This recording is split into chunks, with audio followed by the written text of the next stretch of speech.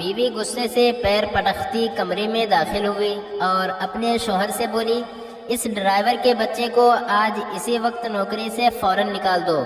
اس نے 2 مرتبہ حادثہ کرنے کی کوشش کی اور میں مرتے مرتے بچی۔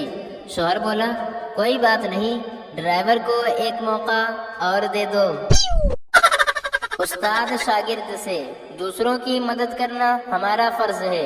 شاگرد بولا، اگر ایسا ہی ہے تو امتحان میں آپ ہماری مدد کیوں نہیں کرتے؟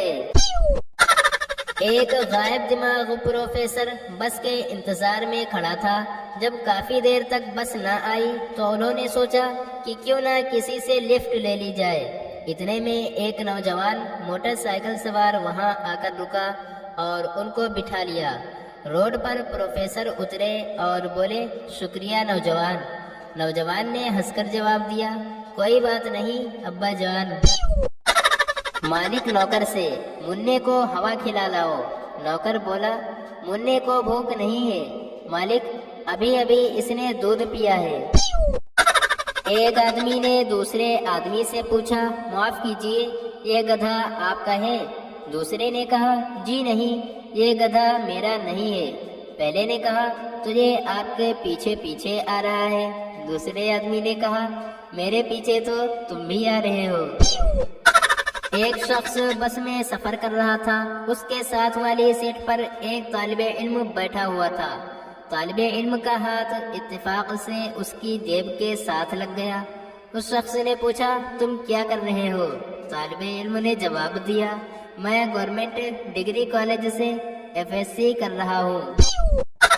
ایک لڑکے نے اپنے دوست سے پوچھا، بھائی میں شاعر بننا چاہتا ہوں مگر یہ سوچ رہا ہوں کہ میرا نام تو احسان ہے، تخلص کیا رکھوں؟